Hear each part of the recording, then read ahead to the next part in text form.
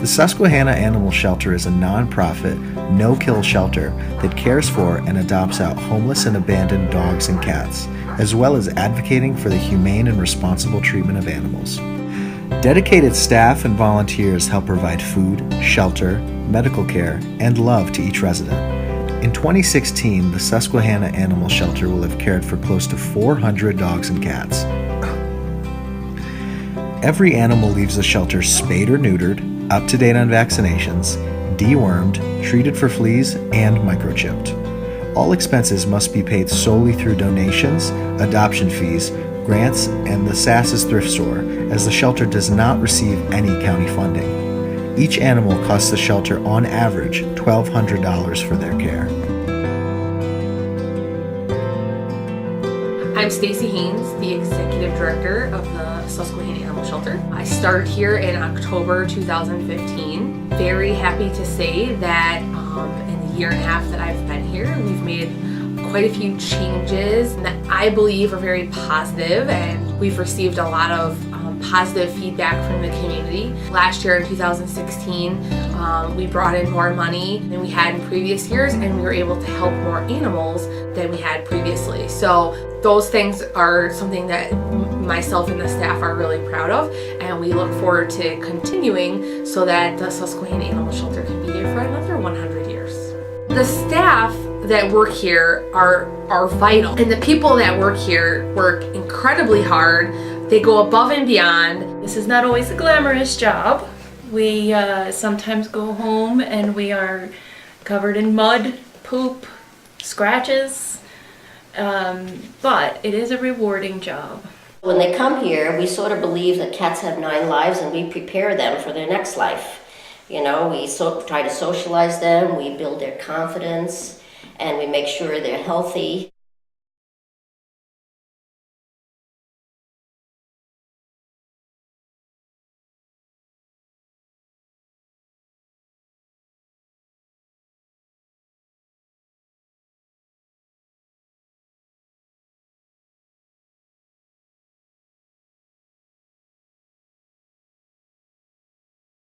I love my job. There's so many good things about working with them. The day-to-day, the love you get from them. And then the little challenges where some of them are not as well behaved. But I mean, you gotta love them regardless. One of the reasons why I love working here is that every morning I come through that door, these guys are at the door, waiting for somebody to come in and pet them or give them new food, and they're happy to see us because they know we love them and take care of them. It can be really stressful and emotional and difficult, but I want to get up and get out of bed every morning because I feel like what we're doing is so important and so needed. When I go home and tell my family about the animals that come to us, it's very sad, and sometimes I cry. And they say, these are not the animals that you should feel sorry for. These are the lucky cats that come to our shelter. And I truly believe that because they're so well taken care of here. And everyone who works here just loves animals. It's amazing. It's very touching, and it's my therapy coming here.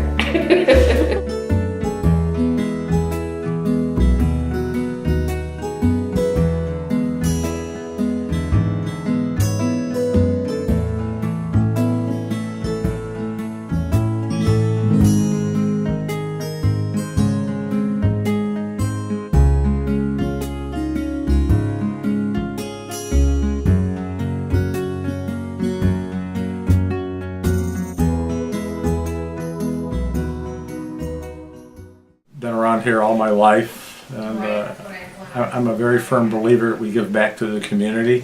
We can all do more than what we think we can, and we just have to try.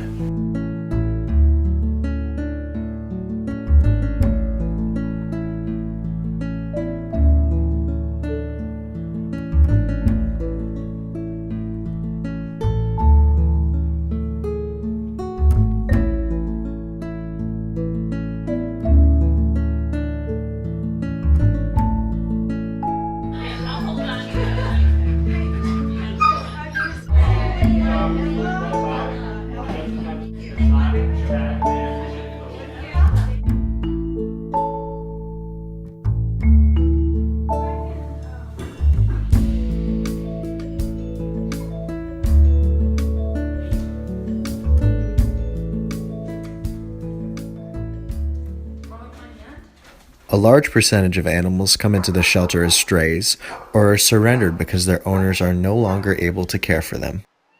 It is important to the staff to keep an unbiased attitude as the circumstances surrounding each surrender are unique and typically the best option for the animal. Although the staff do everything they can to make each animal feel as comfortable and loved as possible, coming into the shelter environment can be stressful, confusing, and traumatizing. One time I remember this fella brought in this poor old dog, and the dog, we had to bring it to the back room, and I was talking to the dog, and he looked at me with those sad eyes, and the tail was just wagging ever so slowly, and all of it, there was a hot summer day, so our windows were open, and the dog heard a truck start, and it was her owner's truck. Well, this dog started to howl and bark. It was like he was saying, "How could you leave me here?" It's very traumatizing for them. They don't understand what just happened. They're separated from their family, from everybody that they know, into a very loud, noisy kennel.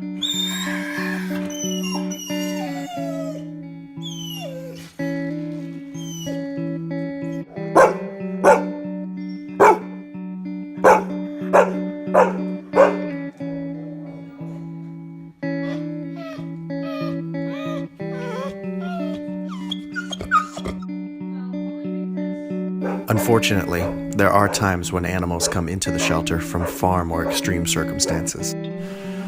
God help me. I hope I can never understand how somebody can be cruel to an animal.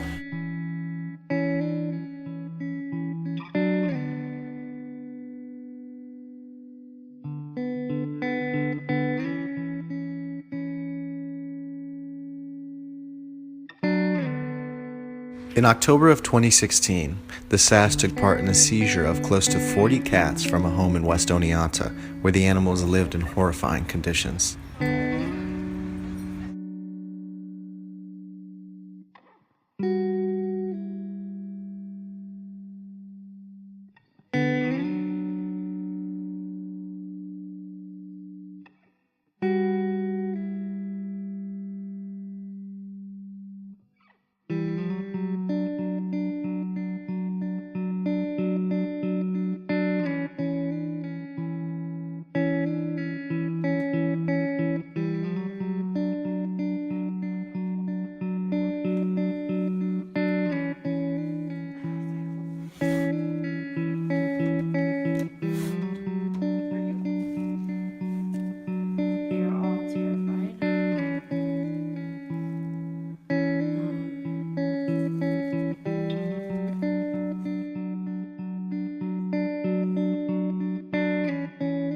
We are headed to Westford to do a dog seizure with the state troopers. While we're on our way to do that, we're not necessarily trained to do these kind of seizures, but we're going to do our best because there's 3 dogs within 15 miles from us that are suffering, and we want to be able to help.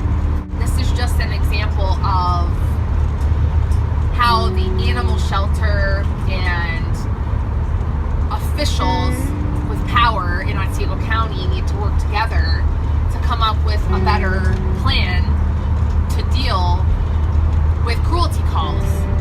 A lot of times we rely on the DA. He's really great and very responsive when we do ask him for help. But it would be better if there was a system. Most counties in New York State have a system. They have a person, a department. If there's a cruelty suspected, you call that number and somebody investigates it. Maybe they find out that it's not and it doesn't need to be addressed. But in those times that it does need to be addressed, they have a system in place to take care of it. Right now, we don't have a system in place. We, the animal shelter, are the most consistent thing about cruelty investigations, and we have absolutely positively no power or authority to do so. Good boy. So he's always outside, and that's his little hut over there. Yep. So this house has no electricity, no running water, no heat, and who knows how long they've been here. I don't know. I mean, I'll get the bigger one. He does get getting your. But I mean, his nose is up. You know. Go see your friend. No. Can you come over here? Oh, good job, buddy. Oh, good job.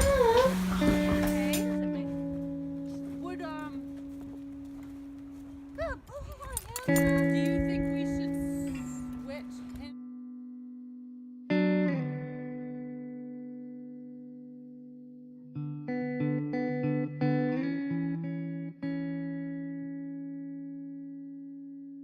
Okay.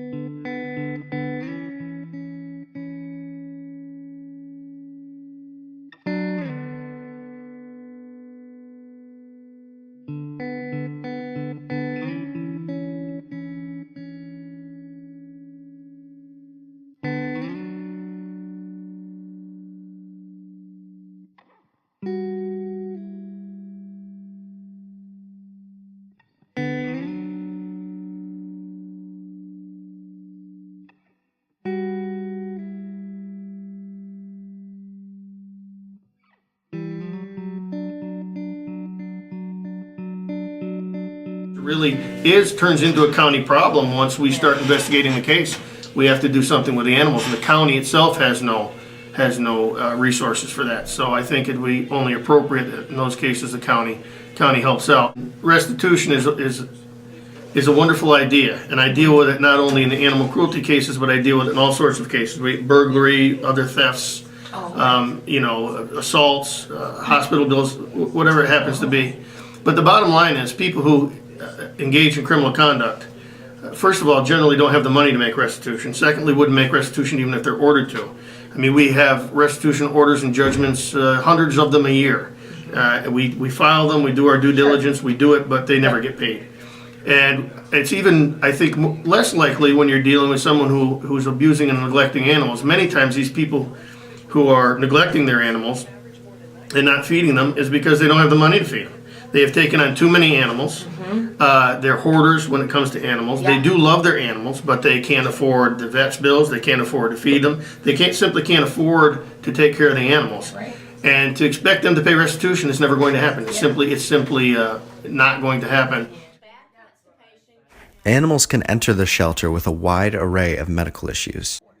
While the staff does their best, sometimes there are limitations that come along with a lack of funds and resources. The hardest part for me working here, obviously we can't save all the animals, and sometimes you wonder what could have gone differently if we had unlimited resources and unlimited time with the animals. It's hard to give everybody the attention that they deserve without having a lot more staff, which just isn't feasible in a nonprofit organization. What's difficult is when we actually lose one of our cats or dogs and they pass away. Makes it very hard. We had two last Friday. One was an old girl, our favorite kitty Uma, and she was very old, and she passed away here. And then we had a dog who was in very bad medical shape, and he couldn't be saved. That's probably the most difficult part about our jobs, is when we lose one of our animals here. For whatever reason, whether it's old age or medical problem that just can't get resolved and they're suffering. So we don't want them to suffer.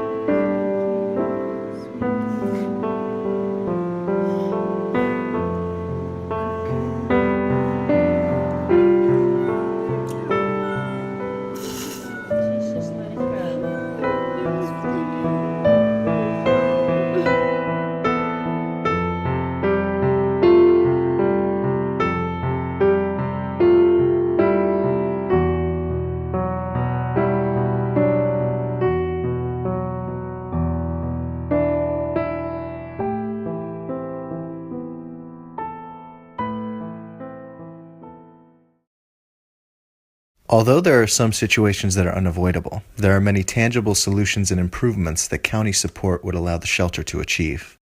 Something that we would like more people to understand is that that's a public service that we provide, and very happily. But I think sometimes that public service is taken advantage of. The other part of that is that we don't receive any county funding. Many shelters in New York State receive some sort of county funding or have a county partnership. Our county partners with nonprofits like Catholic Charities, for example, where they pay them to fill a gap or a service that the county is not providing, but Catholic Charities can provide. The county pays them for providing that service. I will argue, and I think a lot of other people would argue, that we are a nonprofit that provides a public service to Otsego County, but for some reason, there's no value placed on it. I would like to see Susquehanna Animal Shelter as the main resource in the county for the boarding and the care of these animals that are seized pursuant to court order in prosecution of these cases. And I would like to see them, of course, in the forefront of adopting these animals out once the seizure is made permanent and we're able to actually take the animals away from the owners permanently. We discussed somewhat the question as to how I believe the Otsego County model is at this time for the prosecution and investigation and prosecution of animal abuse and cruelty cases. I believe that there is a lot more can be done in the county.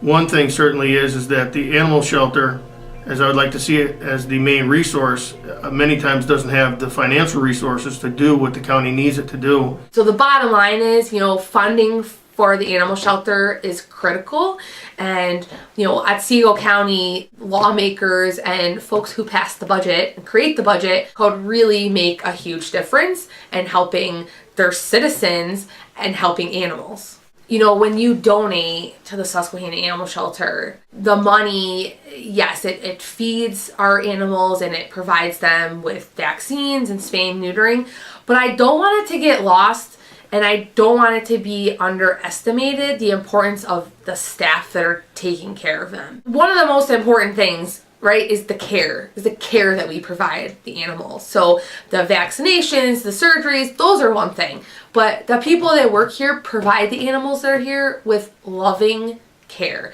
And I think that that's really important, and I want folks to understand that when they donate to us, and it pays all of our bills, part of that is the staff, and they should be proud that they're paying for that, because these people are dedicated and loyal, and we're very lucky to have them.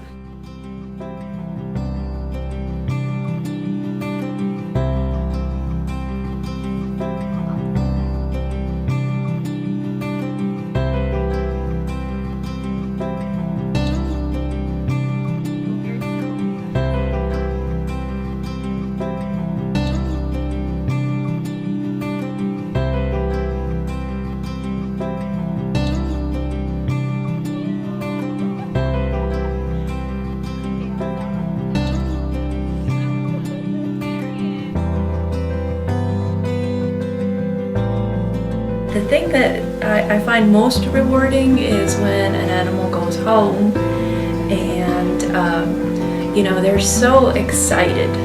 They just know somehow, we don't know how, but they just know. I do like to see repeat adopters. You know, the same faces year after year who keep coming here to adopt from us because they know that the dog or cat that they're adopting has been well cared for and well loved while they've been with us. I don't care how bad a day you have, you come home and things be horrible, you know, somebody's hollered at you, you walk in the door and here's your dog or your cat, they're going and it's like good mental therapy, everything's okay. One of the most hopeful things to see for the shelter are the success stories it has produced over the years. Cabela was seized from a cruelty neglect case back in 2016 along with 6 of her puppies. They were found in a garage living in cramped cages with little food or water. All of Cabela's puppies were quickly adopted while Cabela sat in the shelter for months. That was until the Jackson family came along. So when we first came into the shelter to see the animals, Cabela was our first choice. We spent some time with her inside and outside. We wanted to see how she was with the boys, which was a huge part. We wanted to make sure everybody was compatible for each other. And then we came inside and we sat and talked, and then we decided we should see another one just to make sure that it was the perfect fit. We seen another dog and we wanted Cabela back. Fell in love right then. And then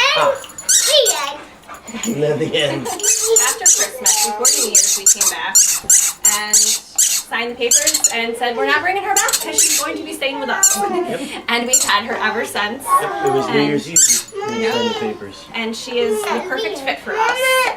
She's incredible with the boys. Do you love Cabela? Yeah. Yeah. Cabela. She is the perfect fit for us. She's fantastic with the boys. She lets the boys do whatever they want to her. And getting kisses. And getting stepped on. She does a lot of stepping, doesn't she? And what else do you really like at nighttime? When she sleeps in your bed with you? Yeah. She's a good cuddler. Yeah, she is. You know, perfect pets, perfect companions. And as grateful as we are to have a dog, I think deep down, these shelter dogs often are grateful to have a home. And you can tell. I mean, there's nothing but affection from this dog. I wouldn't do it any other way.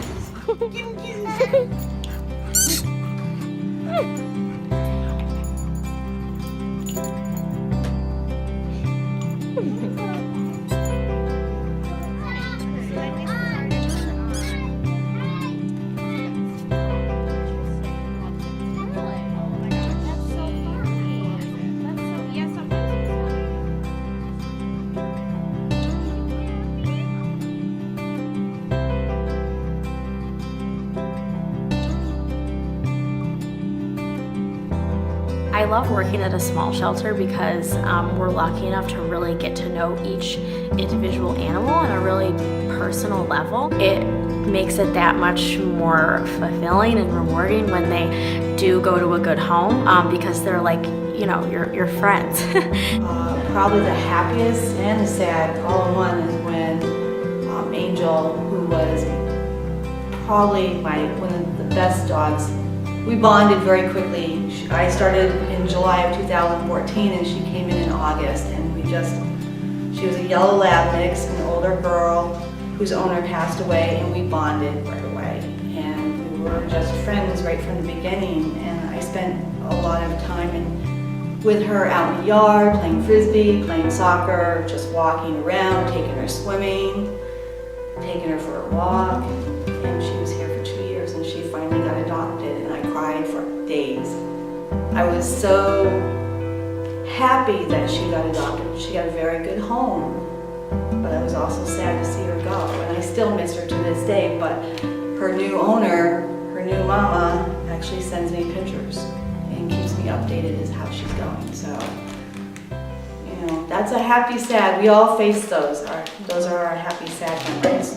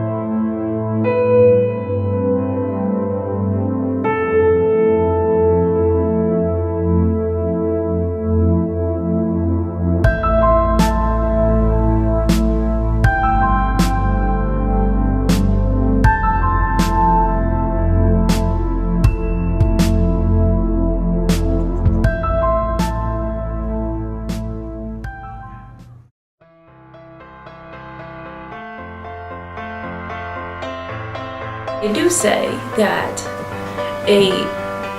the measure of a society is by how they treat their children and their animals, those who cannot care for themselves. People don't realize that animals are helpless, that they're just like children and they depend on us. And it's a trust that they instill upon us, and it's our responsibility to take care of animals. Animals teach us how to be better human beings. I think they can teach us a lot of things in life. I'm also a very, very firm believer in the importance of laughter. I don't know anything that makes me laugh more than animals. They're hilarious. I feel like I'm always smiling all the time at work. And they're just such a huge source of joy for so many people.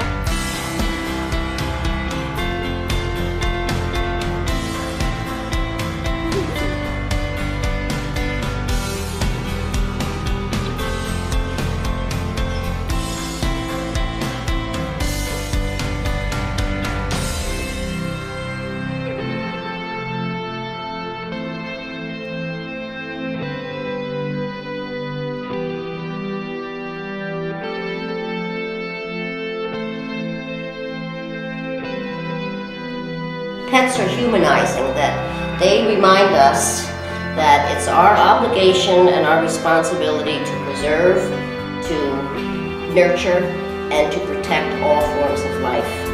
So you think about that, what a wonderful world this would be if we all took on that responsibility to preserve, to nurture, and to take care of all forms of life.